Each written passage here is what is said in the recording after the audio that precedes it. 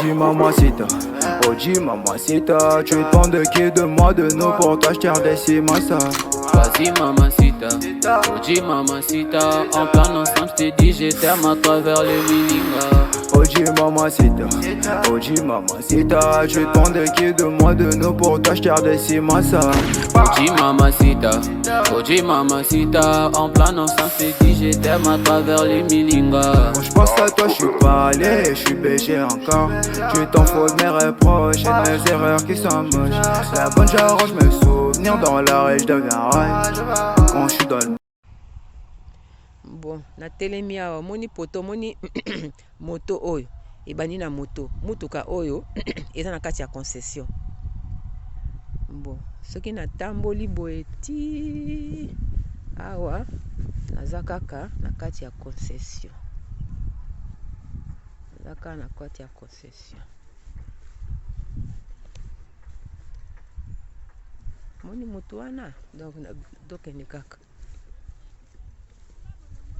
kaka na kati ya concession nde toza awa.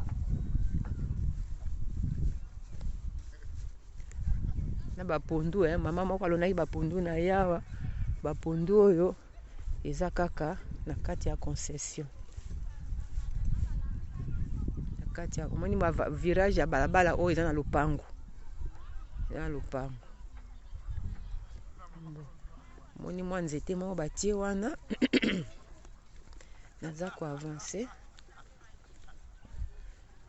Nzete one batie awa. Donc coin yango ya nzete.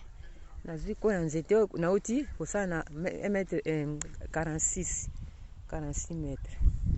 Soki sikoyo na keboye. Donc nzela oyo eza na kati ya lopango.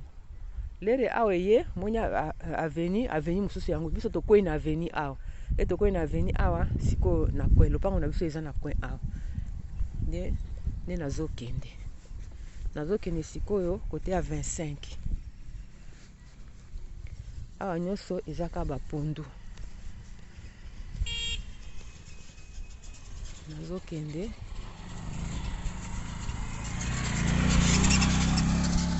kote ya 25.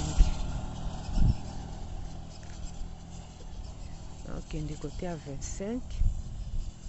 Donc awa nde 25 mètres. 25 mètres. Donc awa 25 mètres. Moni kuna pasteur na moninga na ye bayaki. Kuna nde na tikolongwa awa na 25 ti kuna sika bango bazali nde esali pe 46.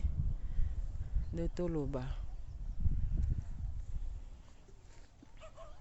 awa na borne oyo ti kuna esika pasteur bazali.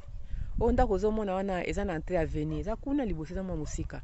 Nde kolonga na nzete oyo ti kuna esika pasteur azali nde esali 46 mètres. Donc concession na biso yango oyo. Moni nzete yango oyo. Omoni ba pasteur bango wana. Omoni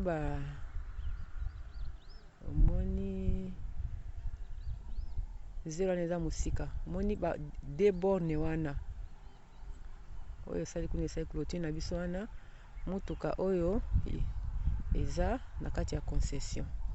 Moto wana eza na limite na balabala. Oyo ba chantier omoni kuna eza ba kote mosusu. Omoni bato ne batongi ba kote oyo. Oyo aza voisin na biso en face.